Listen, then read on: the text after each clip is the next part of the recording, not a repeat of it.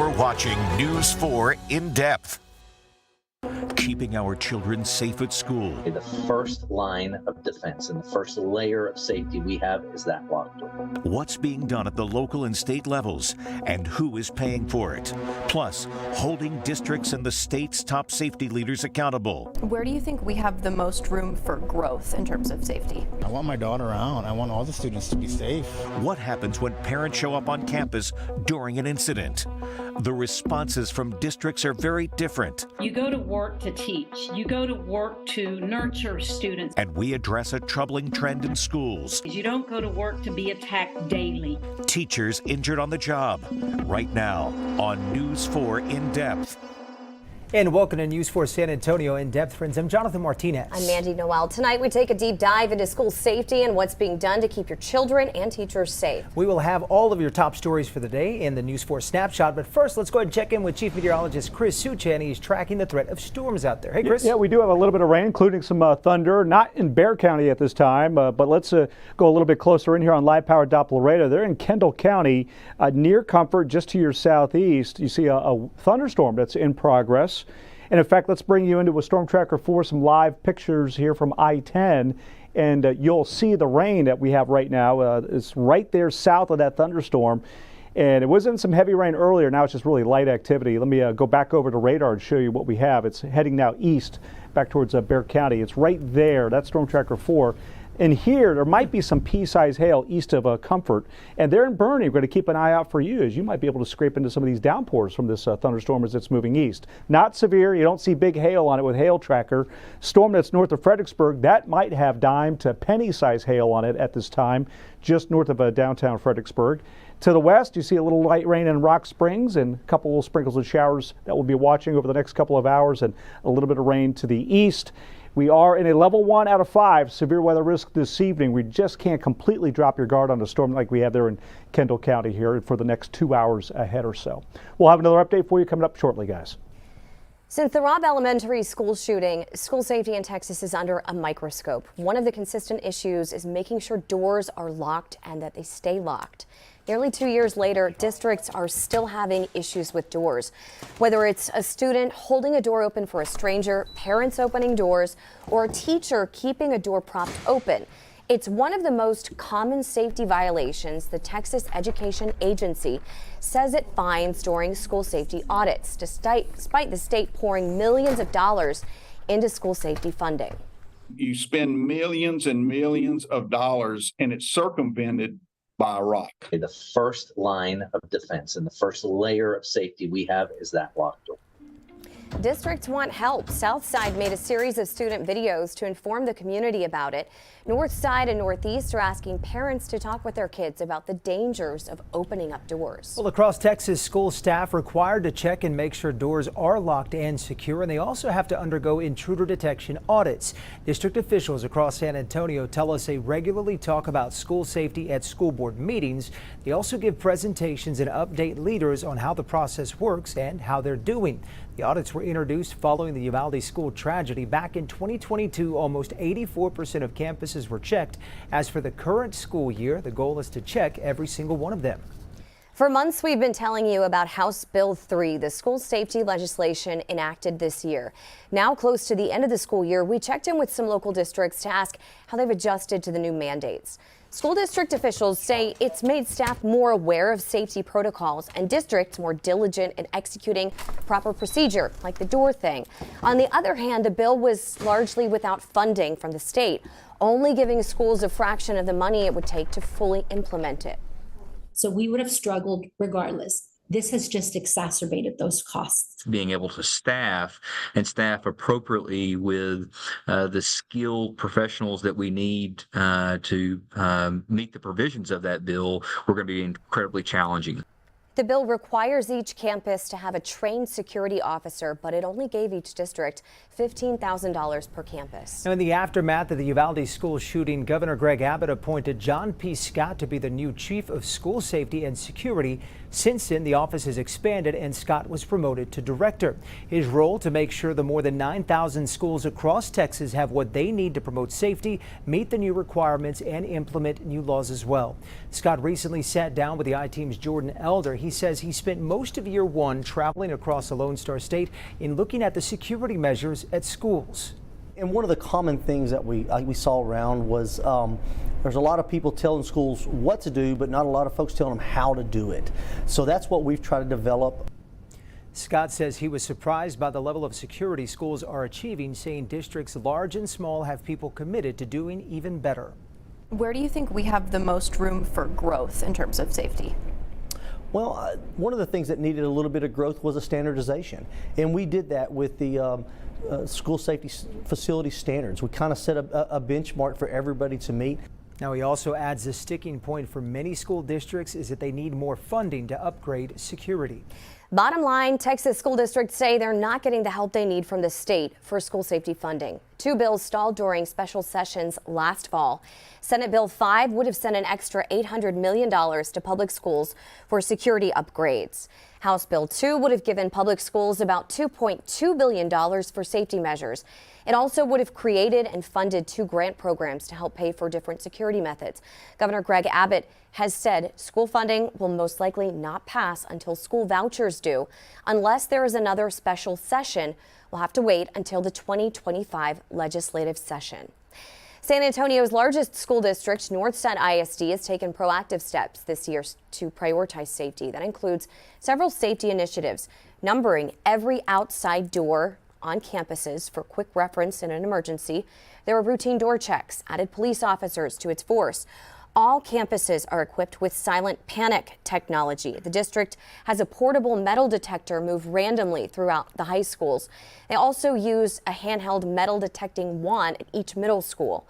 And all NISD high school students are required to wear their student ID. NISD is researching options for more safety measures, including bullet-resistant film on outside windows and doors and alarms on exterior doors, plus vape sensors. Another big part of the plan, the district has implemented standard response protocol for seamless communication between the district and law enforcement. Now, we've been asking you all day on our website and social media platforms, do you feel like your child is safe at school? And there you see the results so far, 49% saying yes, 51% saying no. That poll, however, is not closed. You can scan the QR code that you see right there on your screen. We will be updating that poll throughout this newscast for you to chime in as well. No doubt your heart probably drops when you get a notification that your child's school is on lockdown or police are responding to a situation. Texas law requires school districts to have a system in place to let you know about those kinds of things. But as the News 4 I-Team's Jordan Elder explains, when parents show up during an emergency, which we see is often the case, that protocol is less regulated. I'm just concerned about the children. September 2022. I want my daughter around. I want all the students to be safe. I'm worried. A shooting threat called into Jefferson High School. Parents arrived to check on their children. I'm sorry, where did you get that information? Getting closer and closer to the building. And then chaos unfolded. And that was the outcome that you saw out here, is parents being impatient, not going through the entire process that we have in place for that reunification. Texas law requires school districts to send you a notification when they're investigating violent activity. There are even templates the Texas Education Agency provides for districts to use. They stress that you should not go to the school, but as we know, that doesn't always work. And the law doesn't require districts to have a plan for if parents do show up. I figured we could get better information if I was here. And then again, if something happens, I'm close to take care of my family. This was the scene in January of this year as police investigated a threat in Bernie ISD. Much more calm, but parents still nervous for their kids. It just makes it more prevalent that we sometimes don't have as much communication as what we need to have. Dennis Porter was a school resource officer before he became a security consultant. He says prepping officers and having a plan for when parents arrive is crucial. The more communication you have, the better. I think parents have to develop a trust, if you will, with the police departments and the school districts. All the local districts we spoke to say they do have a communication plan for these situations and use that as a way to tell parents to not come to campus. Northeast tells us they want investigators to have complete focus when there's a threat, so parents typically aren't allowed on campus. Northside says if parents do show up, it's handled by district police on a case-by-case basis. Somerset tells us that, like many districts across the state, they use the Standard Response Protocol, which includes a reunification plan for emergencies. That resource is free to use, but not required. Porter says maybe something like that should be. If you have policies and stuff in place, I think it would greatly assist with a lot of those situations. For the News 4 I-Team, I'm Jordan Elder. And to learn what the state requires districts tell you during a crisis situation, be sure to look for this story on our website, news4sa.com. You go to work to teach. You go to work to nurture students. You don't go to work to be attacked daily.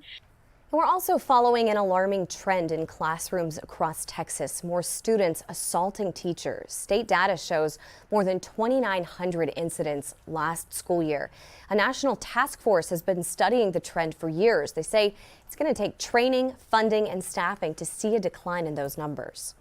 You really need to take this kind of comprehensive ecological approach to addressing the problem, or you're not going to make much of a difference. Experts say it's important to address violence against school staff to help keep them in the classroom. A recent survey shows that parents are also sometimes behind the assaults. On the way, how this Bronco ended up crashed and a man behind bars. That's next in tonight's News 4 Snapshot. You're watching News 4 San Antonio.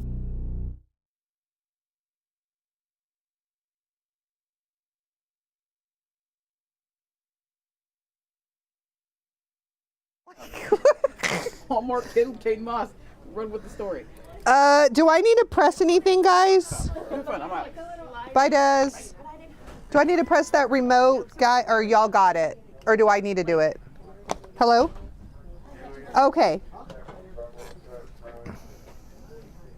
Sorry, I can like faintly hear you guys. But can y'all hear me? Is my mic check good? Okay, thank you.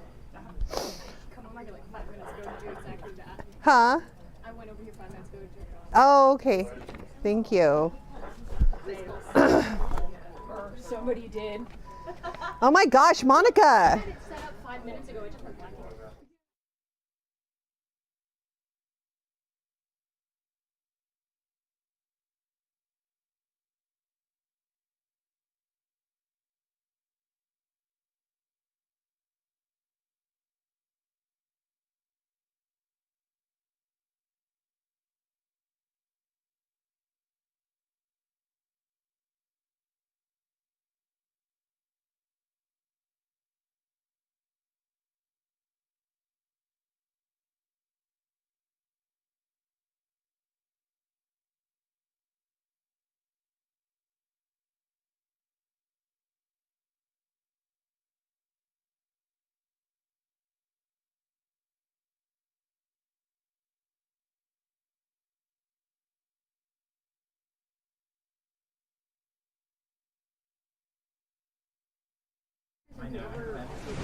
Good evening, I'm Melissa Vega, and this is your News 4 Snapshot. A police pursuit ends in gunfire with an officer shooting a teen suspect. Early this morning, a Live Oak police officer spotted a suspicious vehicle at a park after closing time. He tried to pull the car over, but the driver took off. He ended up in a neighborhood where the officer got out of his car and said the driver tried to run him over. That's when the officer shot the suspect. People at the scene say he was 16 years old. The boy was taken to the hospital. The officer was not hurt. A thief suspected of stealing a car ended a crash and the suspect going to jail. Police say a man stole this Ford Bronco from a woman around 1 o'clock today off of Camp Bullis and I-10. Once he crashed it, police were able to catch him and take him into custody. And police are hoping a $25,000 reward will help them crack the case of a missing college student from New Braunfels. Caleb Harris was last seen near his apartment in Corpus Christi nearly 3 weeks ago. Volunteers and law enforcement have searched hundreds of acres with no sign of him. If you have any information that could help find Harris, you're asked to call police right away. And that's a look at tonight's News 4 Snapshot. And we are getting more responses on our live poll right now. The question we pose to you, do you feel like your child is safe at school? Again, more of you are weighing in right now. 44% saying yes, 56% saying no. You can scan the QR code right now to have your voice heard. We will have more updates in this newscast. Well, tracking a few showers, even a thunderstorm or two in our region this evening. Where they're heading in your 4-zone weather right after this. And I'm Zach Hedrick in for Don Harris. Hey, this was pretty cool to see. Coach Pop giving some pointers to rookie sensation Victor Wembanyama. We're all over the Spurs in just a little bit.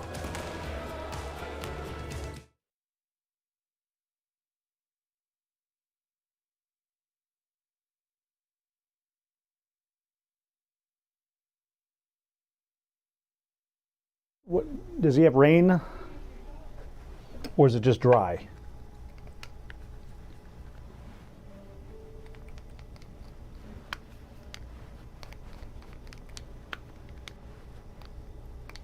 Does it look weak?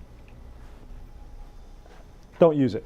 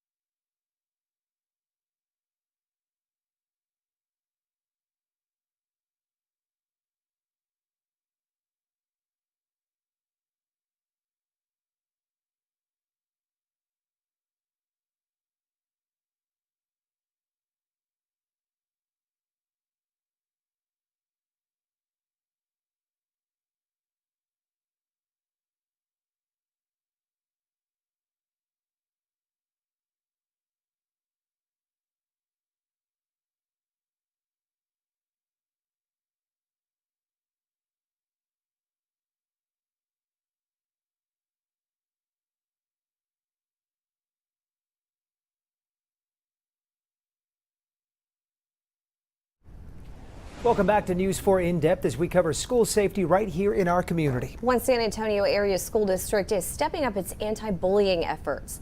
Harlandale ISD got the Stronger Connections grant for the 2024 to 26 school years. The $1.2 million will be used to foster an inclusive and supporting learning environment for students and adults. It also wants to increase partnerships between the district and after-school community programs.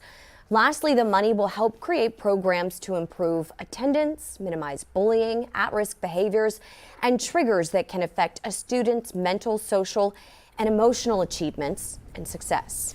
We are committed to covering stories that highlight problems and solutions involving our schools. If you have an issue impacting your school district that you'd like us to look into, be sure to call our Crisis in the Classroom tip line. That number is 210-366-1151. You can also email us at classroom@news4sa.com. Now your certified most accurate 4-zone weather with Chief Meteorologist Chris Suchan.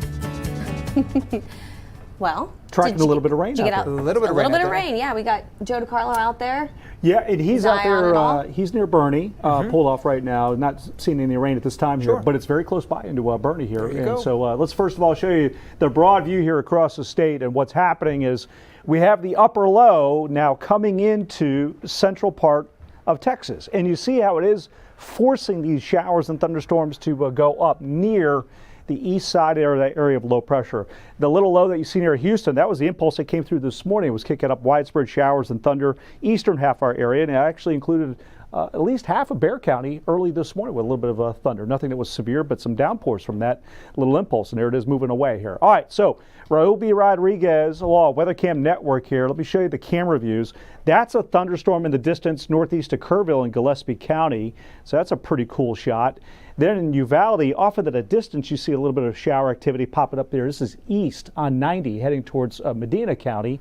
There in Gonzales, starting to get a few pokes of a little bit of sun. And let's take you in here now. There you can see the activity in response to the upper low that's coming in. Now, what I want to point out here before I zoom this in is the I-35 corridor was really sort of stuck with clouds for a good bit of the day. Got some breaks of some late day sun coming in, but it's kept it a little bit cooler, especially the eastern half. So anything that's a little bit more aggressive out here would have a tendency most likely in our area to sort of weaken as it moves towards the 35 corridor as I see it. So there's a little realm of possibility here, a window, if you will, where there's more heating today. You want to watch because you can't fire up a storm that might throw out a little bit of hail. So this storm here, it's on occasion throwing out maybe some pea-sized hail, but now it's weakening as it's coming in towards Bernie. That storm there in Fredericksburg does have small hail with it. It's not a warned for storm. In fact, I'll show you a hail tracker. There you can see a little core, some looks like dime to penny size hail coming into Fredericksburg. Nothing here around Bernie. Let's zoom this in on Bernie. And love to see some rain for you here, right? We'll take whatever we can get. And it's a moderate shower that's now coming in. So it's weakening. Looks like there was also a little bit of rain up around Sisterdale and just around Comfort. This is that little shower popping up. Sabinal to about D'Hanis, maybe heading towards Hondo on 90. Not throwing out any lightning. You see a couple more showers here. Uvalde into Bandera County around Utopia. A little rain around Rock Springs with that shower that's been moving by. We'll keep an eye on it, see if it eventually throws out a little thunder. And little sprinkles and showers here down to the south. And again, to the east, this is visible satellite, so you see a few of those little breaks of a little sun coming in here before sunset. Looks like half of Bexar County with some breaks of some sun. Pretty cloudy on the eastern side of the county. We do have the level 1 out of 5 severe weather risk from the Storm Prediction Center, where you just can't rule out a storm for the next few hours that might be able to throw perhaps quarter-size hail. In general, it's a pretty low severe weather risk. And again, large part because of the temperatures. They're pretty cool in the 60s. There you see the 70s and 80s out to the west. So here you have it, 7 to 8 o'clock, the best chance for a shower thunderstorm, Highway 90 or north into the Austin area. So we'll keep an eye out. New Braunfels and up around Canyon Lake, Fisher, Spring Branch.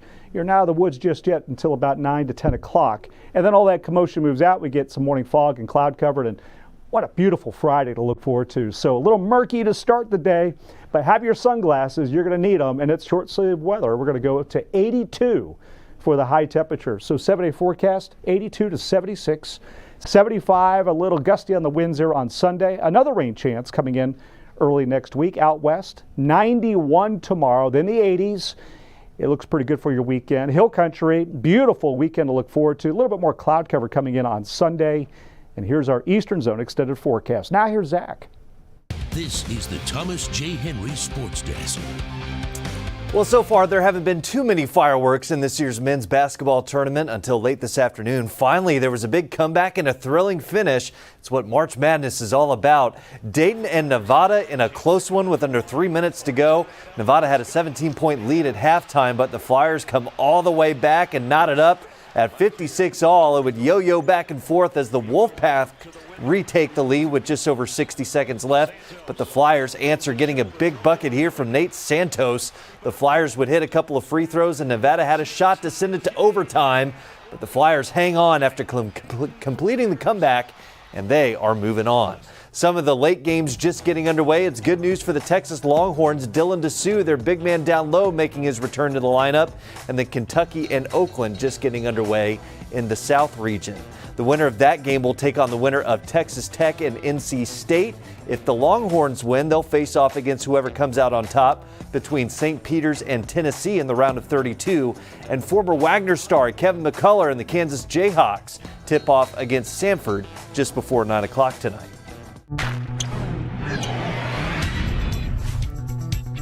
Just 13 games remain on the Spurs schedule this season. Coach Pop and the rest of the coaching staff in full evaluation mode as they start to look ahead to the future and who they're going to put around Victor Wembanyama. The Spurs back on the practice floor before the tournament game started. Coach Pop joining them toward the end of practice. He was working with Victor Wembanyama one-on-one, and the Spurs rookie says he's added a lot to his game this season from those coaching sessions. I think it's pretty precious, and it's something. I mean, one of the reasons that make this place the best place also. But I think I've added something out of every single one of these. Even with the talk, whenever I talk with the coach, I add something every time. Spurs get back at it tomorrow night, the first leg of a back-to-back this weekend. Tip-off with the Memphis Grizzlies set for 7 o'clock. And coming up here in just a few minutes, postseason basketball returning to the UTSA campus. First time since 2009, the UTSA women's basketball team playing in March. They're hosting Northern Colorado in the opening round. It's an exciting night for the program. I think just to have the public and our community and the fan base have a chance to see us play again in a different atmosphere, in a different situation, is really positive for our program. We're just ready to put on a show for everybody who's been supporting us, not only this year, but all the previous years that, we've had this program. Should be a good one. Northern Colorado with a lot of players in the transfer portal. We'll see what happens. If you have time to get over to the UTSA Convocation Center, tip-off set for 6:30. We'll be right back.